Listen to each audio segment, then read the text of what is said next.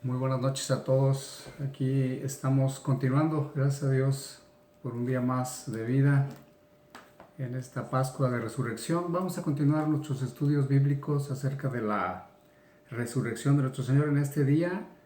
Pues ahora sí que estamos con el cuarto Evangelio, con San Juan.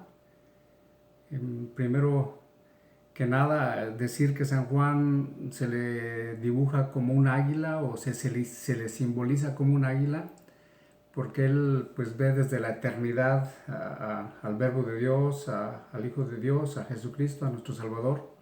Lo logra ver desde un ángulo pues plenamente profundo. Digamos que es uno de los evangelios más profundos que podemos gozar.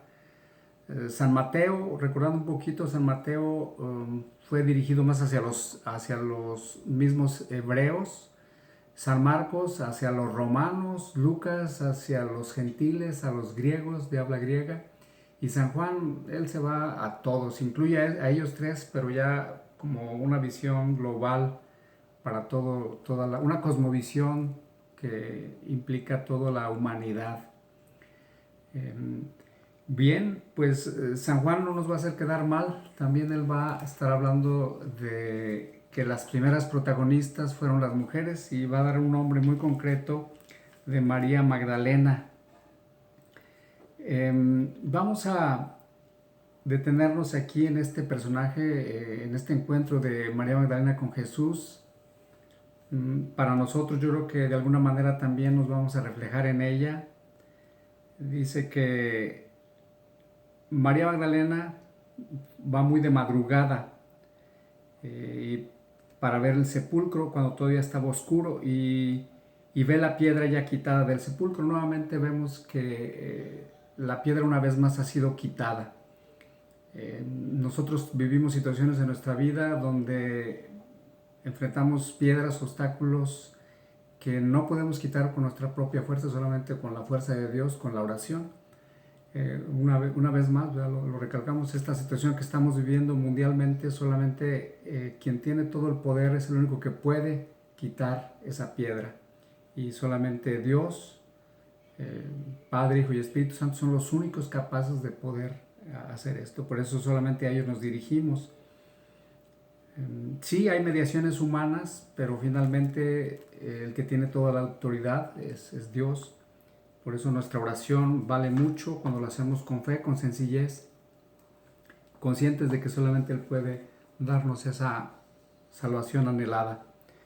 Bien, va María Magdalena sin todavía reconocer que había resurrección, va con Juan y con Pedro para decirles lo que había ocurrido. Ellos van corriendo a la tumba.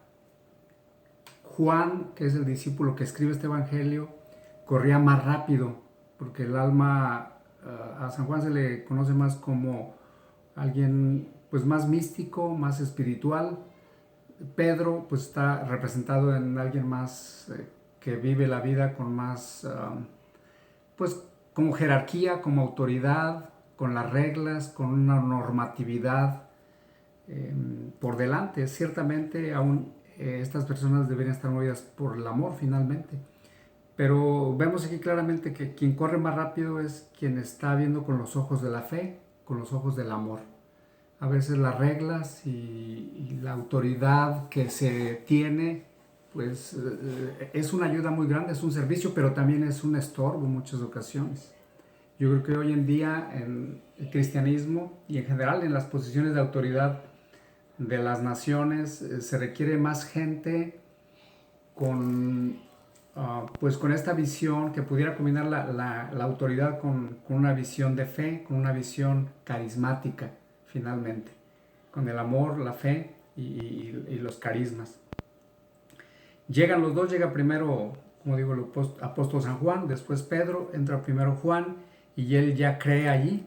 Muchos de los textos bíblicos, como el Salmo 16, que habla de la resurrección, comienzan a tener sentido para él y para él es suficiente y ya él ya cree. Pedro llevará otro proceso. Nosotros tendríamos que ser conscientes, ¿verdad? Y reflejarnos, bueno, ¿quién soy yo para creer en el resucitado? María Magdalena fue a avisar, no creía en la resurrección. De hecho, una vez que Pedro y Juan se retiran del sepulcro, se queda María Magdalena llorando. Y vamos con María Magdalena, no podemos detenernos demasiado en cada uno de los personajes, pero María Magdalena se queda llorando en el sepulcro, tiene allí pues ese encuentro, los ángeles de alguna manera le ayudan con algunas preguntas para que reflexione sobre su fe. Y dice que estaba María junto al sepulcro fuera llorando.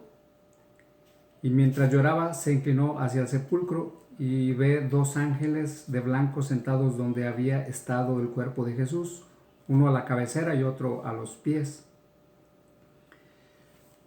Bueno, algo positivo en María Magdalena podemos ver su fidelidad. Los discípulos se fueron, Juan y Pedro, y ella se queda todavía allí. Así que como pues con ese corazón de fidelidad, esperando alguna respuesta, no se da por vencida, empieza a tener esa presencia de Dios, los ángeles primero, que no es suficiente, le preguntan, mujer, ¿por qué lloras? Y como ya lo decíamos, el llorar, el llanto a veces nos puede ayudar, pero también nos puede obstaculizar. El llanto o el llorar también es símbolo de la pena, de la tristeza, y la tristeza y la pena no siempre nos ayudan a avanzar en la vida espiritual y en la vida humana, nuestras responsabilidades civiles que debemos hacer. Necesitamos pues dejar a un lado o superar, mejor dicho, no decir yo no debo llorar, porque sí, es cierto, a veces lloramos, a veces tenemos temor, tenemos duda, pero bueno, hay que seguir adelante. Es un ejemplo muy claro aquí, ya tendríamos una enseñanza más de que el llorar a veces nos impide avanzar. Cuántos matrimonios, cuántas parejas, ¿verdad? Se la pasan, pues sí, llorando en el sentido de quejándose uno del otro y pues no los hace avanzar. Cuántas mamás también con sus hijos, ¿verdad? Están llorando, quejándose y no las deja ver las potencialidades que hay. En la iglesia pasa también igual, ¿verdad? Hay muchos sacerdotes que se la pasan regañando a la gente, moralizando y a veces es difícil que pues pueda haber un avance. Necesitamos ser como mucho más propositivos, mucho más abiertos a tener fe, tener esperanza en la resurrección. Entonces, ella respondió, ¿por qué se han llevado a mi Señor y no sé dónde lo han puesto? Esa es la respuesta. Ella está triste porque no sabe dónde está Jesús. En esta situación Jesús empieza a entrar en contacto con ella. Ella piensa que está hablando con el hortelano, con la persona que cuidaba el huerto. Y le dice Jesús, mujer, ¿por qué lloras? Esta es una pregunta para ella, pero también para nosotros. Cuando estamos tristes, cuando lloramos, esa misma pregunta se nos vuelve a hacer. ¿Por qué lloras? ¿Qué es lo que te lastima? Y es una pregunta muy sanativa, muy curativa, porque Dios siempre al preguntarnos quiere sanarnos, quiere liberarnos, quiere, pues como un amigo, normalmente no le podemos ocultar nada a Dios o a un amigo que tenemos, una amistad, difícilmente uno oculta cosas. Ella es muy abierta, dice el motivo de su llanto y pensando, como decíamos, que era el hortelano, el encargado del huerto, sigue dialogando con él todavía en ese plano pues humano. Jesús le dice María. Todo termina cuando Jesús la llama por su nombre, le dice María. Ella se vuelve y le dice en hebreo Rabuní, que quiere decir maestro o maestro de maestros. Rabí es maestro, pero Rabuní en el arameo sería una manera pues más fuerte de reconocer a Jesús como el maestro de maestros. No cualquier maestro, sino el maestro de maestros. creo que aquí está una lección muy grande. Dice Jeremías, por tu nombre te he llamado, eres precioso a mis ojos y yo te amo. Entonces es bien importante pues que nosotros sintamos nuestra voz, Dios nos ama personalmente. Este tiempo que estamos viviendo nos debería haber hecho crecer o nos debería estar haciendo crecer más en el amor de Dios, en sabernos amados por Él, en que Él nos conoce por nuestro nombre. Si este tiempo no nos está ayudando a acercarnos más a Dios, acercarnos más a la gente, al prójimo, sobre todo a los que están en necesidad, entonces yo creo que algo no está cumpliendo con su objetivo. Dios está permitiendo esta situación, como lo hemos comentado, como una oportunidad para crecer. No que Dios la haya provocado, porque realmente el ser humano, pues, en base a nuestro egoísmo, en base también a muchas situaciones, desequilibramos la naturaleza. Aunque honestamente, pues mucho de lo que se ha podido investigar, todo apunta a que esto ha sido algo a propósito, ¿verdad? Yo ahorita no me voy a meter mucho a eso porque no es mi tema en este momento, pero sí, finalmente Dios es el que permite las situaciones y Él tiene toda la autoridad. Ni siquiera una hoja cae de un árbol si Él no lo permite. Entonces estamos pues en esa voluntad de Dios, y si no nos hemos acercado más a Él mismo, a Dios, en una actitud de amor, en una actitud de confianza, que Él nos conoce por nuestro nombre, yo creo que esta situación todavía no ha hecho su propósito. Estamos frustrando el proyecto de Dios si no nos hemos acercado más a nuestro prójimo, sobre todo al que está en más necesidad. También algo está pasando. Yo espero que sí, que ustedes y yo un poco hemos avanzado.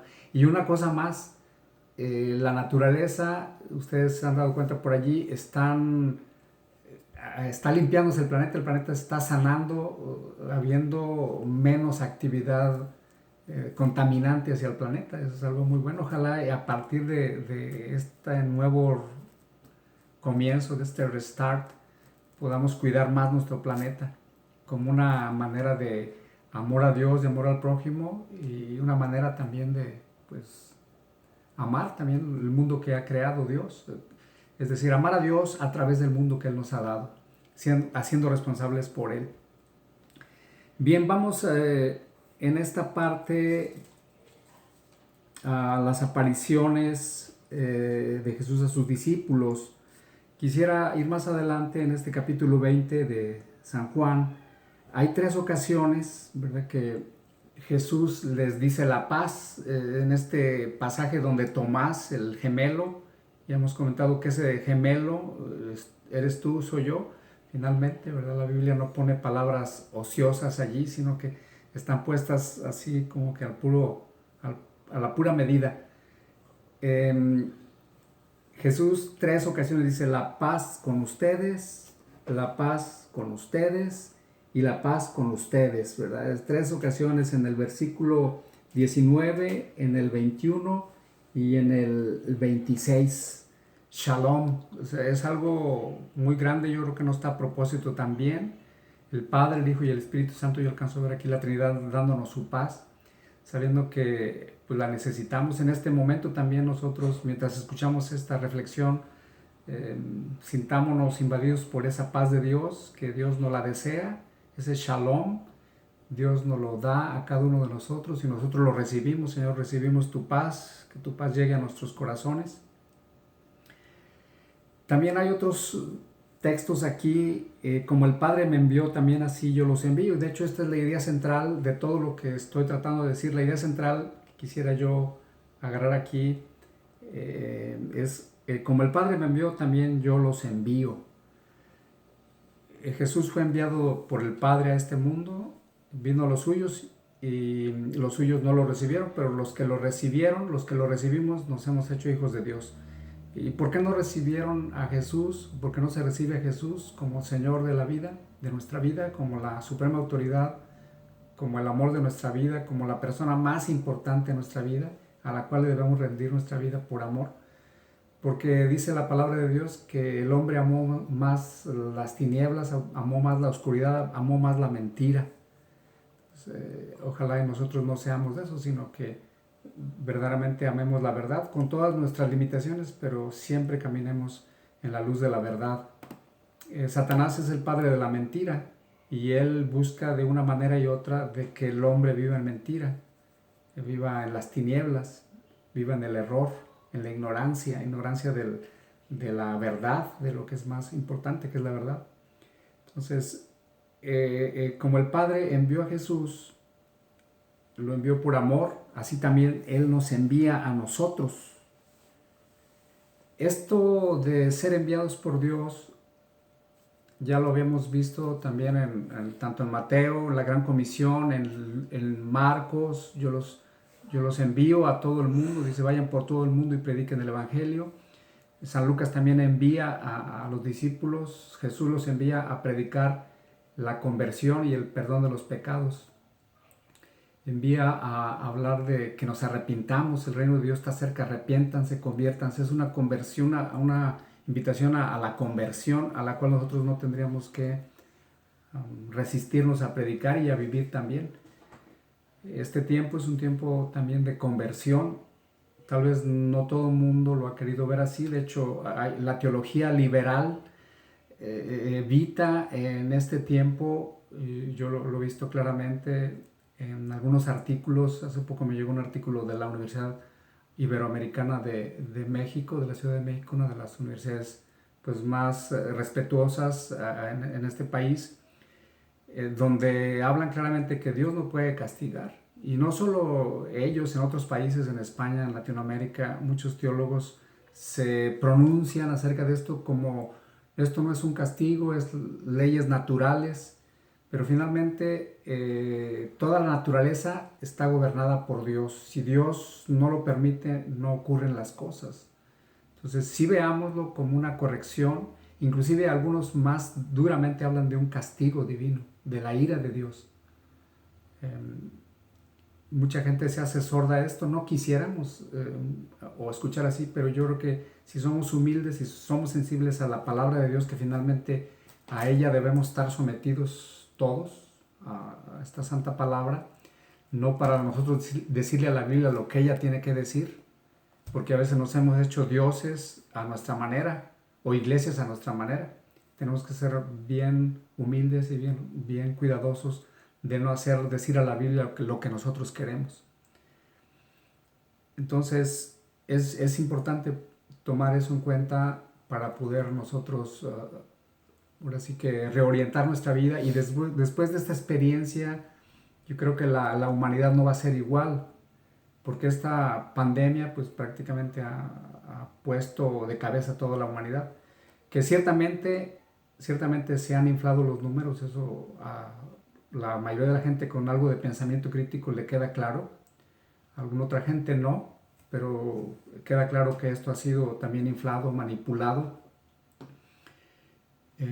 Pero finalmente, como digo, Dios es quien nos da la manera de entender las cosas, y finalmente nada ocurre si Él no lo permite, o como dice Romanos 8:28, a los que aman a Dios todas las cosas ocurren para bien, es decir, que nosotros podemos revertir esta situación con la ayuda de Dios, con el poder de Dios, con su bendición.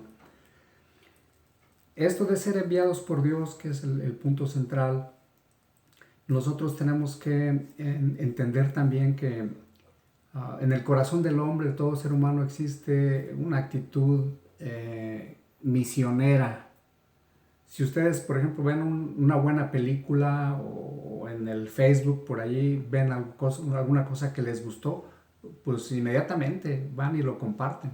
Si es algo que les interesa, que les mueve el corazón, a algunos simplemente les mueve las emociones y todo, ¿verdad? Se comparte. Bueno, cada quien su profundidad o su superficialidad, eso cada quien. Pero finalmente todos tenemos un espíritu misionero. Entonces nada más es cuestión de dejarlo salir adelante. Es una pena que nosotros los cristianos, especialmente en las iglesias históricas, iglesias católicas, a veces hemos pensado que esto de evangelizar es nada más para los hermanos protestantes, a los cristianos, los evangélicos, los pentecostales o los testigos de Jehová que van por todas las puertas, o como se ha dicho por ahí, van como los pingüinos o como los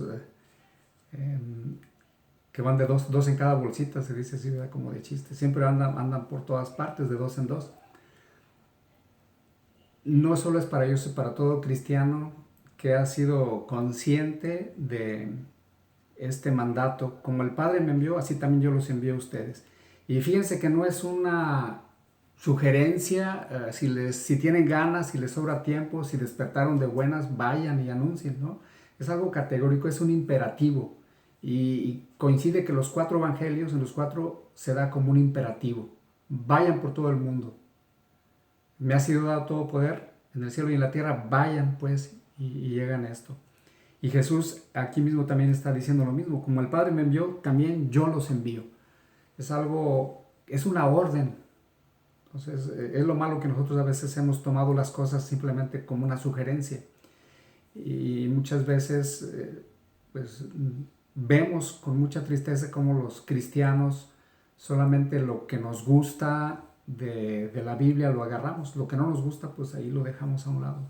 Es tiempo de este nuevo empezar que seamos más creativos y más deseosos de llevar la palabra de Dios. Dios nos dará las palabras, Dios nos dará los momentos.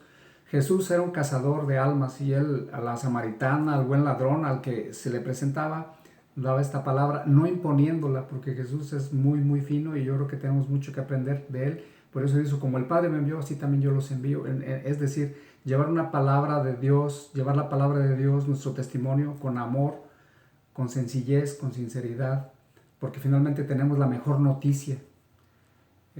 Nos están llenando los noticieros de noticias que simplemente son noticias que no dan vida, que más bien a mucha gente la atemorizan.